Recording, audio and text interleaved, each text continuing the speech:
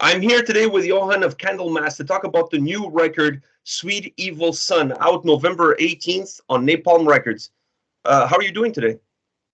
Actually, I'm fine. I just got home from my ordinary job an hour Not as ago, fun, and not as fun as recording some tracks with Candlemass, I'm sure. yeah, it cuts a bit. Can you? Can can you hear me? Yeah, now it's okay again. Okay, sorry about that. I No think maybe problem. it's the internet connection. I was saying it's a lot more fun to record some songs with Candlemass than having to do a regular job. It was cutting actually, but you were talking about me having a regular job. Yeah, yeah. Yeah, we're not that big so far, so I have to keep my regular job to pay my bills, unfortunately. But you never know what happens in the future. I think you're underplaying the card of what Candlemass represents. I think you guys are a lot bigger than what you're saying, but I get where you're coming from. Yeah. Unfortunately, it's not that much money involved in this for us at least. But things can change, and we're here anyway, surviving.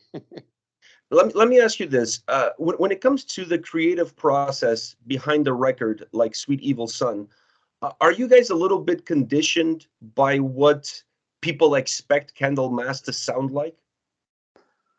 Uh, no, from my point of view, I would say no.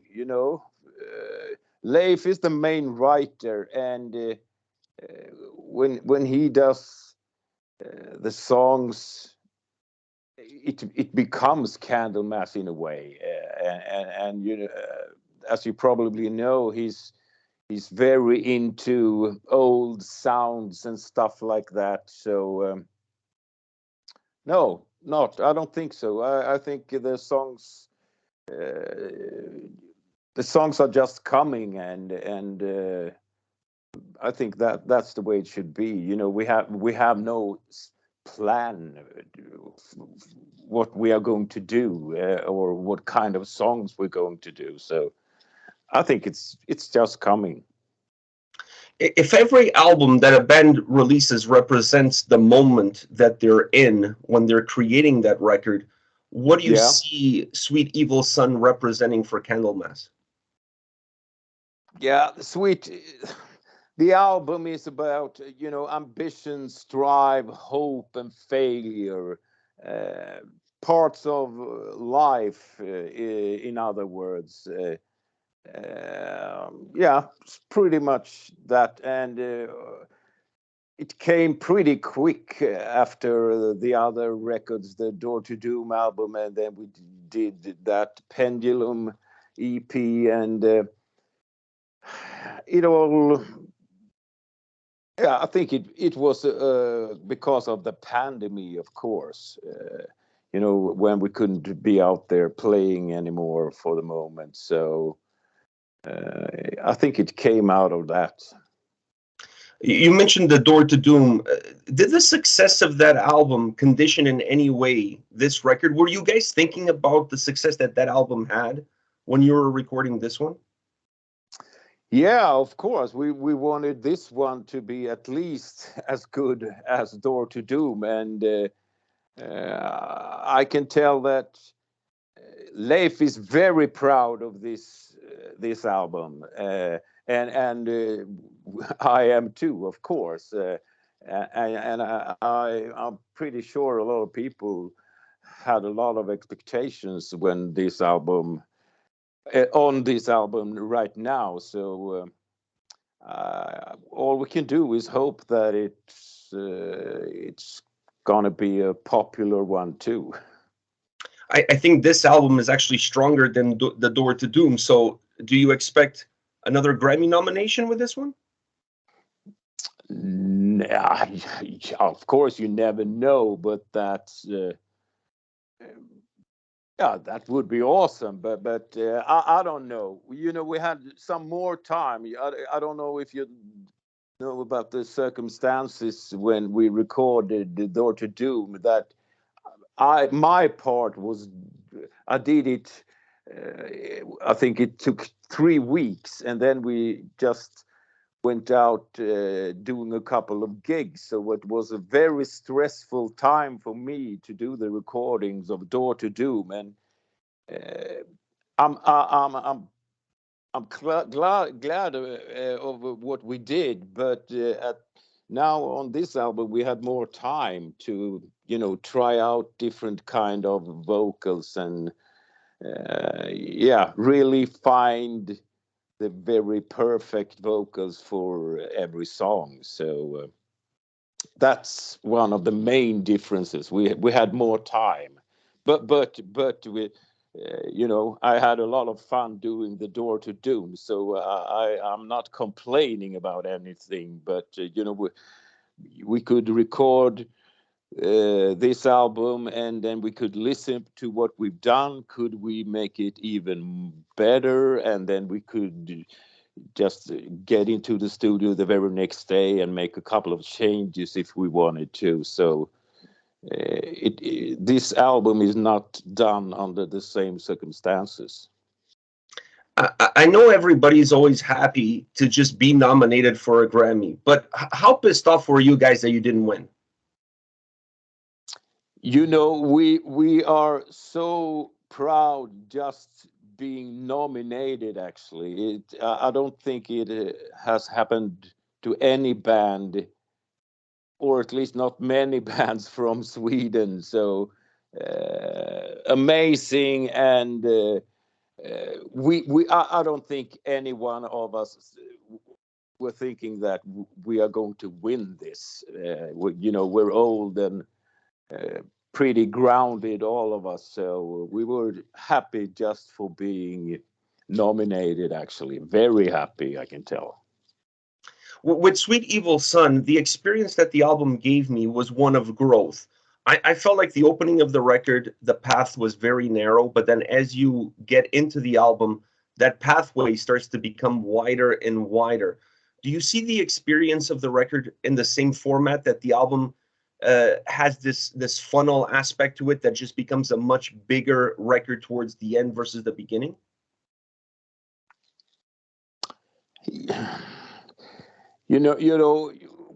Well, I don't think it in that way. I just record the songs and doing my best to keep the listeners interested in the songs. Yeah, but it's different from the other ones in a way. Absolutely. Yeah, it's an album that breathes a little bit better. There has a little bit more. It's a Doom record that has a little bit more light in it, for lack of a better term.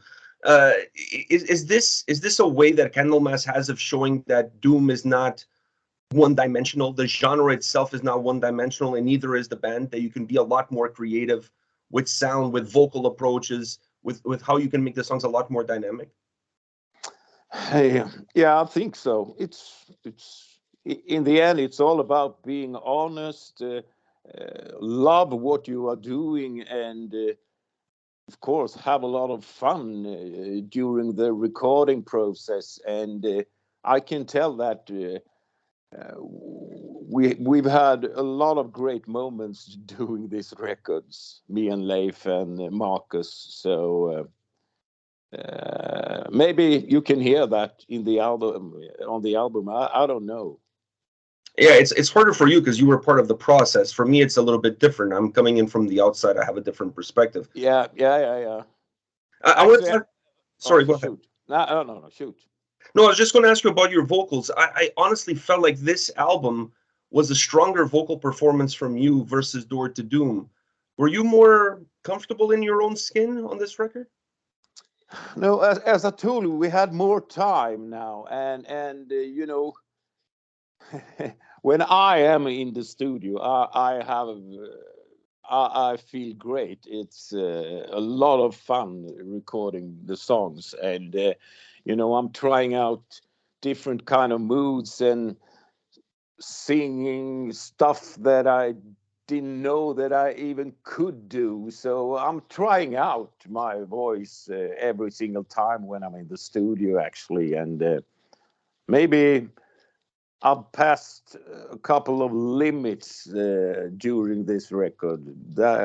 Maybe. Do you have a place when you're recording your vocals for a Candlemass album?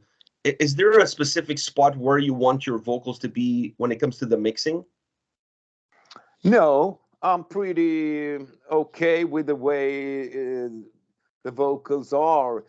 We were actually talking about that, if you wanted to have the vocals in your face or not. But I think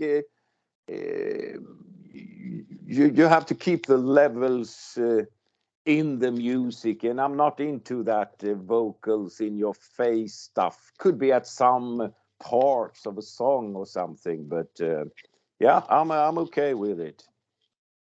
Do you look at the lyrical content of a record like this as a little bit of how can I say, an extension of what you can do vocally on the album?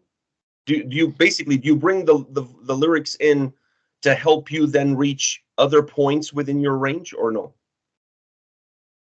I've never thought it that way, but yeah, could be. You know, there are some words that the listeners getting the words deeper if you push at some points, and yeah, it's hard to say. But I'm just trying to Just want give to sing. the yeah, just want to sing and give the lyrics the best I can. Do you guys work on the lyrics with the record in mind, or do you have like a notebook and you jog some ideas down? How is the creative process? Yeah, as I told you, Leif is the main writer. He does the music, he does the lyrics, but during the time, now we had time, so we changed a couple of things, and he maybe he can say that, should we use this line, or does this word suits you better, and stuff like that. But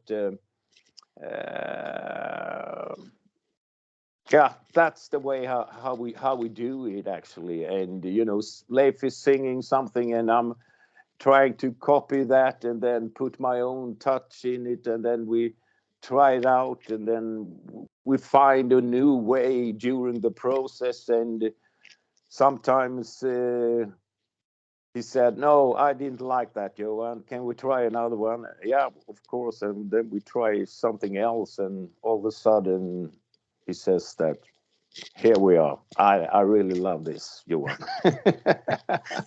I was so he's sorry. the main writer, but he's open-minded.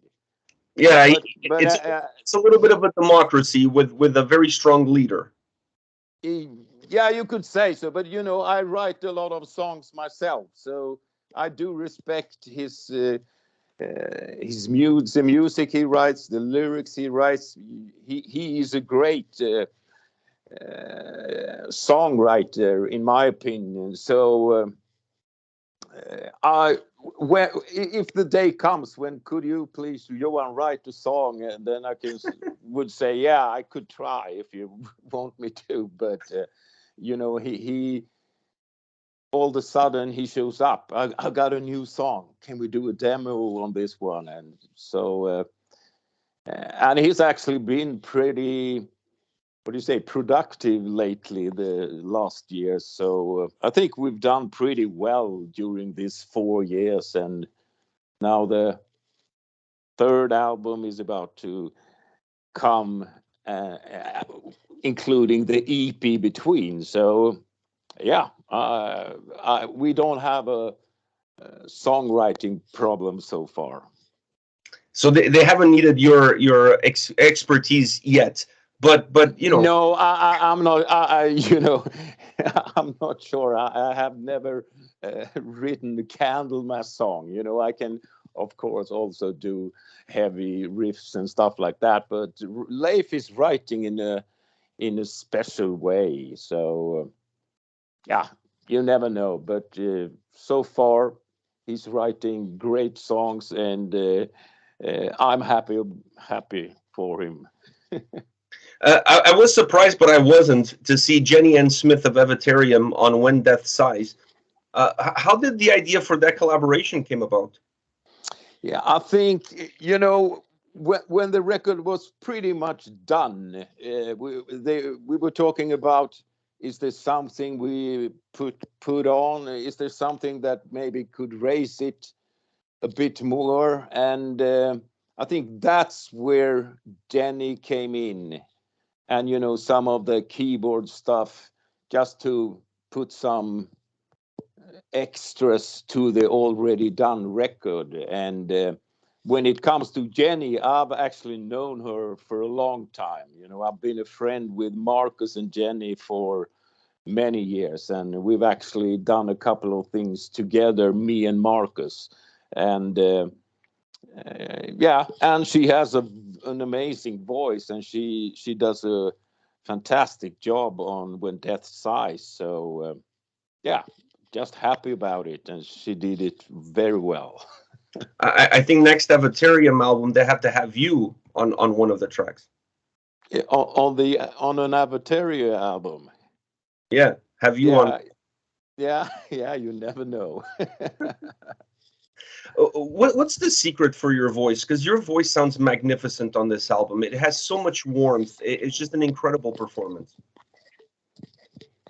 Yeah, yeah. I don't know. I don't consider myself as a very good singer. I'm just doing everything just the best I can, and in my opinion, there are a lot of others singers that are more professional than I am. But maybe one of the reasons is that I'm not afraid to try out things, even though could I reach this tone?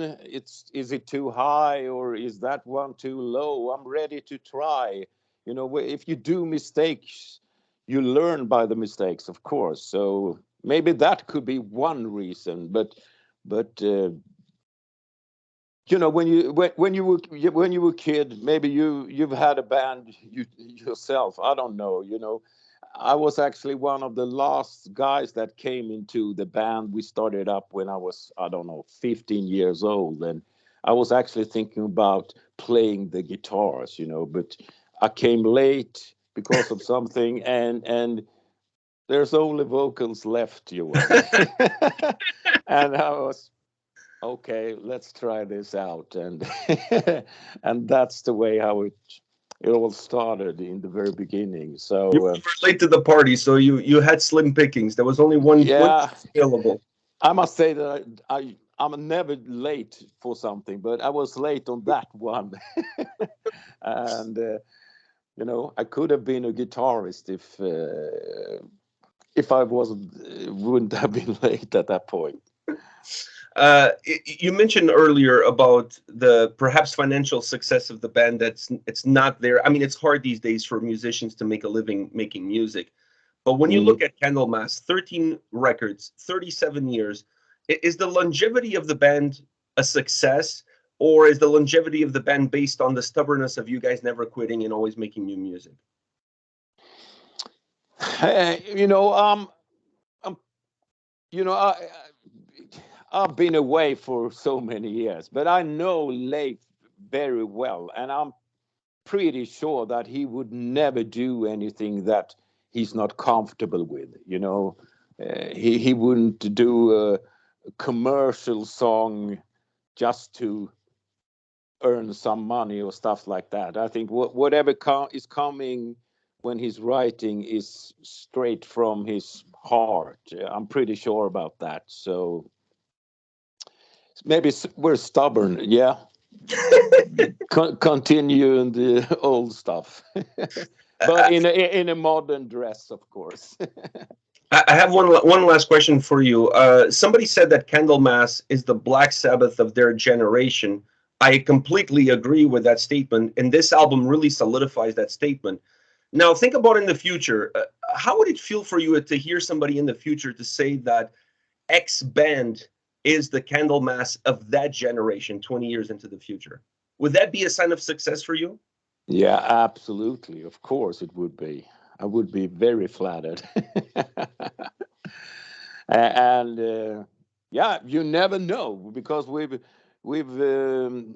during the shows we've had the last years now, there is a lot of young people are coming to see the shows. So we meet teenagers, 15, 16, 17 years old, boys and girls, and their daddies, and sometimes even their grandfather is with them. So it's amazing. And a lot of people, of course, is talking about how much the Epicus stuff have meant. So yeah, you never know. You never know. Yeah, I think for the moment we're just having a good time, and maybe you can hear that in the music in a way. I don't know. I don't know why Epicus became so very popular in the end, and you know, could have been the youth energy in a way, and now we're actually, yeah, I feel we're having a really good time, and could be that could be the reason. Well, I don't know. It's hard to tell. It's definitely showing in the music. Well, Johan, thank you very much for taking the time today to talk about Candlemass and to talk about the new record, Sweet Evil Sun, out November 18th on Napalm Records. Once again, thank you for your time. Best of luck with the release for you and the guys, and hopefully another trip to North America for that Grammy nomination for this record. Yeah, let's hope so. You never know. But this time with a win. Let's okay, hope. Yeah, that would be awesome. But it's pretty. Yeah, it's a long way, but you never know. Keeping my fingers crossed. Yeah, I'll keep mine as well. And thank you, Aris was your name, right? Pedro. Sorry, Pedro. Yes. Thank you for calling me up, Pedro. No nice talking to you. Oh, it was an absolute pleasure. Have a great day. Thank you very much, Pedro. You too. Take care. Bye. Bye.